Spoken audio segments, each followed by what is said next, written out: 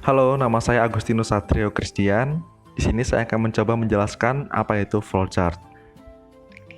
Jadi flowchart sendiri adalah suatu bagan yang menunjukkan urutan proses-proses secara detail dari awal sampai akhir suatu proses.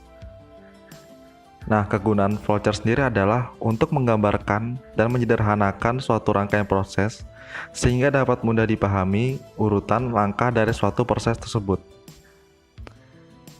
Nah, ini adalah beberapa simbol yang digunakan pada flowchart. Yang pertama ada flow direction atau connecting line, yang dimana simbol ini digunakan untuk menghubungkan antar simbol satu dengan simbol yang lainnya.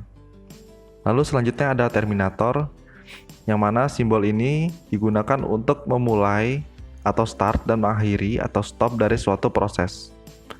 Lalu selanjutnya ada konektor on-pack, yaitu simbol yang digunakan untuk menyambungkan aliran diagram dari halaman yang sama.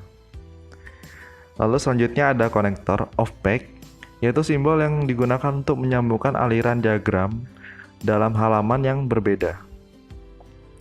Lalu selanjutnya ada processing, yaitu simbol yang digunakan untuk menunjukkan proses yang dilakukan oleh komputer.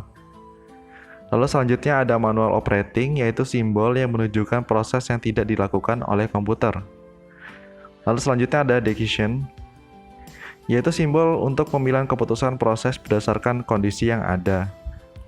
Lalu selanjutnya ada input atau output, di mana simbol ini digunakan untuk menunjukkan input atau output yang terjadi dalam proses.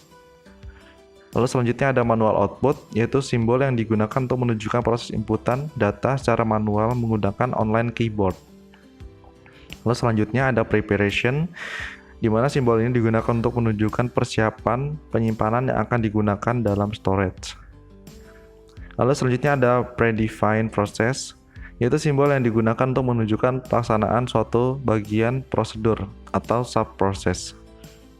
Lalu selanjutnya ada display, yaitu simbol yang digunakan untuk menyatakan penggunaan peralatan output seperti layar monitor, printer, plotter, dan lain sebagainya. Lalu selanjutnya ada disk dan online storage, di mana simbol ini digunakan untuk menunjukkan input yang berasal dari disk atau output disimpan ke dalam disk.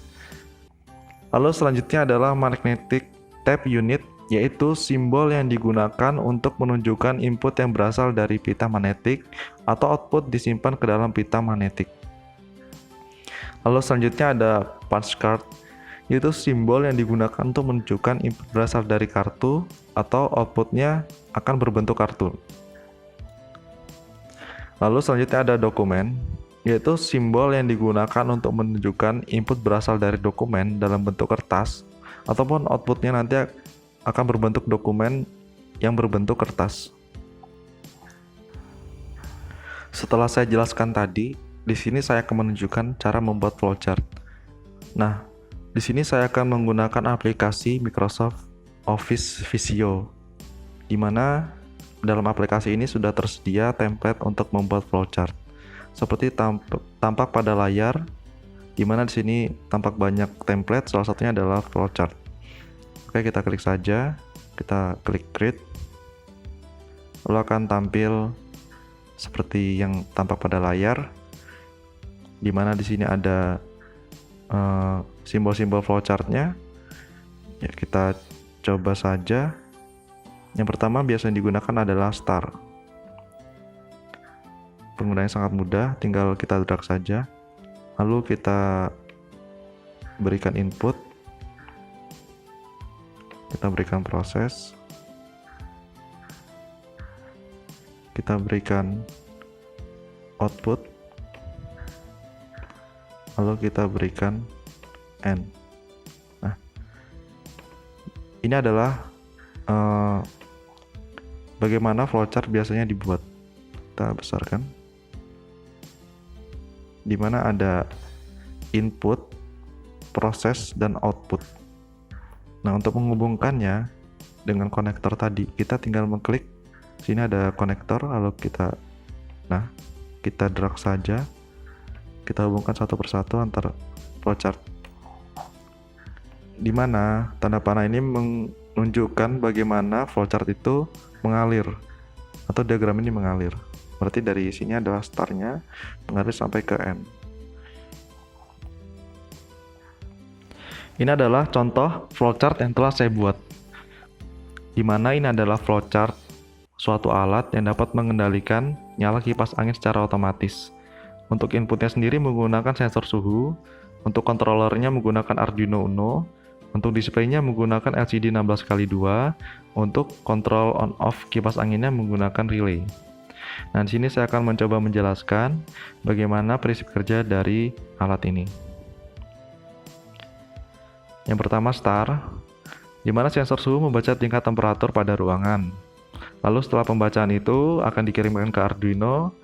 Arduino akan menerima data yang telah dibaca oleh sensor suhu, lalu diolah dan akan ditampilkan pada LCD 16x2. Lalu dari data tadi, apakah sudah sesuai dengan suhu yang ditetapkan? Nah, di sini sudah ditetapkan suhunya yaitu 20 derajat Celcius. Apabila suhunya yang terbaca itu lebih dari 20 derajat Celcius, maka akan mengaktifkan relay dan otomatis kipas akan menyala. Nah, setelah kipas menyala, suhu akan terus membaca dan kipas akan terus menyala. Kipas akan terus menyala hingga suhu yang terbaca itu sesuai dengan yang ditetapkan, yaitu 20 derajat Celcius atau di bawahnya. Setelah itu kipas akan mati dan proses akan selesai. Demikian penjelasan flowchart dari saya yang bisa saya sampaikan. Kurang lebihnya saya minta maaf, dan semoga apa yang saya sampaikan tadi bisa bermanfaat. Terima kasih.